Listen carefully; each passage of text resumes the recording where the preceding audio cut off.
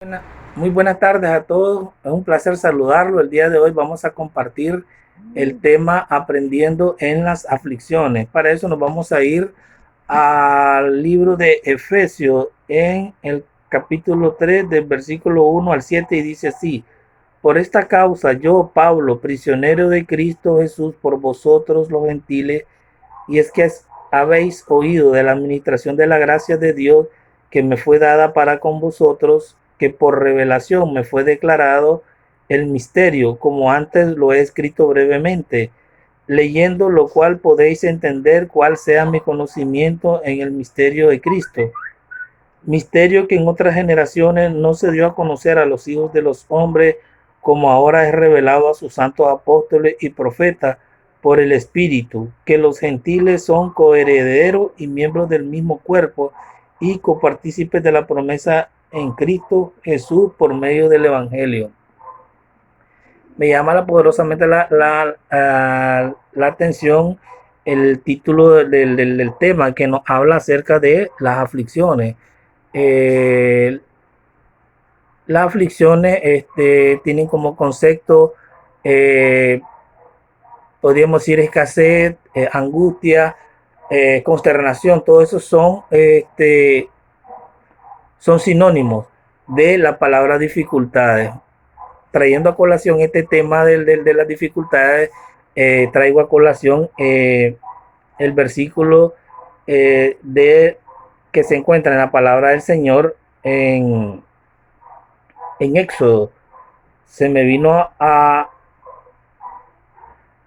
la mente la palabra de la aflicción, lo relacioné con el versículo de Éxodo, donde dice en Éxodo capítulo 7, versículo 16, y dice, y dile, Jehová, el Dios de los hebreos, me ha enviado a ti, diciendo, deja ir a mi pueblo para que me sirva en el desierto. Y he aquí, hasta ahora no has querido oír. Vemos como en ese momento Moisés se le aparece se presenta ante el faraón y le dice pues que deje ir a su pueblo por una sencilla razón, que era irle a adorar. Imagínense, ir al desierto para que ellos puedan adorar. En otras circunstancias, traer el concepto de desierto a nuestras vidas.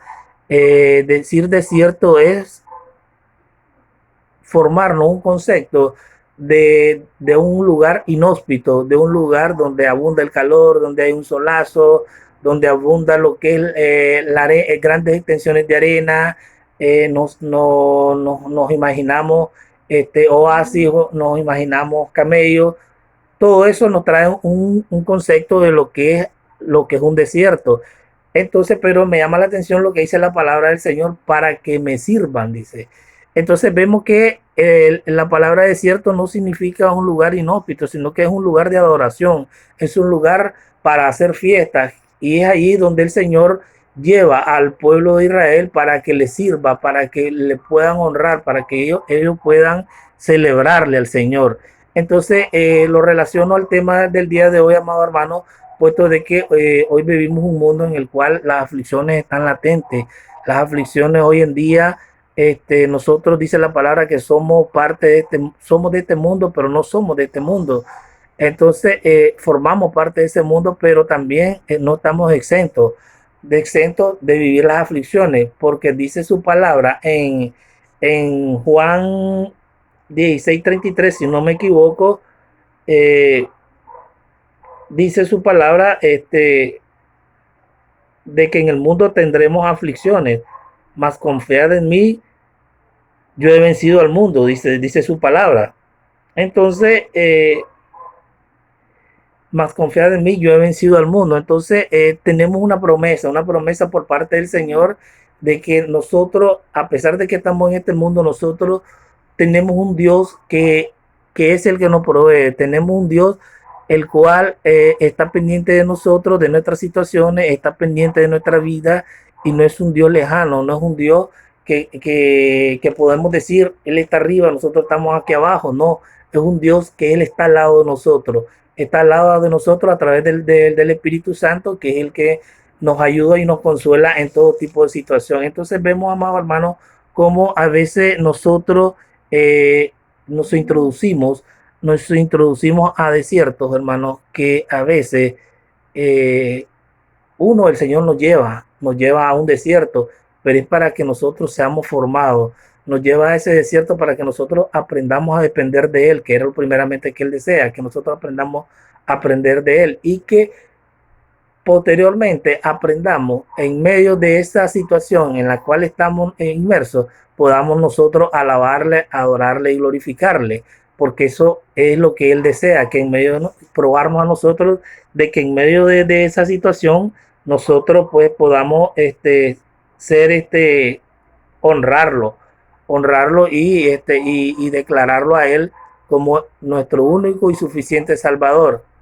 ¿Qué es lo que pasó con el pueblo de Israel? Ya es conocido de que iban a atravesar el desierto de 40 días, mas sin embargo, por su desobediencia, ellos pasaron 40 años en el desierto, dando vueltas, dando vueltas, dando vueltas por el mismo desierto. Y a veces nos sucede a nosotros mismos nos sucede eso, de que a veces nos introducimos a desiertos por falta de orientación, por falta de madurez espiritual, nos introducimos a unos desiertos, hermanos, que después es difícil salirnos. Y es por eso de que nosotros debemos de aprender a confiar en lo que dice la palabra del Señor. Y en este caso, el apóstol Pablo, pues vemos cómo él recibe una revelación de que él es llamado, él recibe un ministerio y es el ministerio de los gentiles. Él es llamado a ser el apóstol de los gentiles. Él recibe la revelación de que los gentiles son coherederos y miembros del mismo cuerpo y que somos copartícipes de las promesas de Cristo. Vemos cómo el apóstol Pablo recibe un ministerio, recibe una revelación y entonces ahí desde la cárcel donde él escribe eh, la, donde él escribe las epístolas de su cautiverio, que contienen un sinnúmero de enseñanzas que nos permiten a nosotros el poder disfrutar en medio de toda situación que nosotros podamos estar pasando por medio de la vida en Cristo, como él lo expresó el apóstol Pablo. Dice Pablo, dice, con Cristo estoy juntamente crucificado, ya no vivo yo, mas vive Cristo en mí. Y lo que ahora vivo en la carne, lo vivo en la fe del Hijo de Dios, el cual me amó y se entregó a sí mismo por mí. Vemos como Pablo, a pesar de que él estaba en una situación de cautiverio, él nunca, por medio de la revelación que él recibe, él nunca renegó de la fe y del amor que Cristo tenía para con él, porque él fue el que lo rescató. Vemos como Pablo, en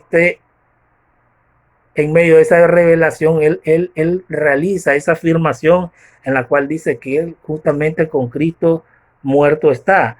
Pero vemos también de que nosotros, hoy en día, nosotros debemos tener esa misma revelación, que en medio de toda dificultad, que en medio de toda adversidad que nosotros podamos tener el beneplácito del Señor, saber de que nosotros estamos allí y que el Señor nos tiene guardado en el hueco de sus manos. Entonces vemos que una vez nosotros venidos a los pies de Cristo, muchos pensamos que todo la vida del cristiano está resuelta, pero no es así, hermano. ¿Por qué? Porque como decimos, estamos en el mundo, pero no somos de este mundo.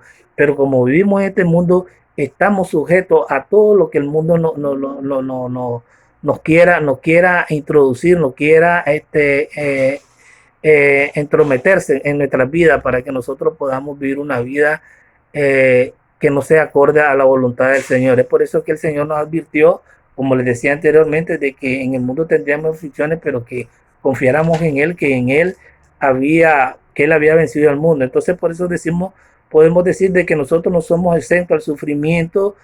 ¿Por qué? Porque enfrentamos dificultades, pero sabemos de que Dios es fiel.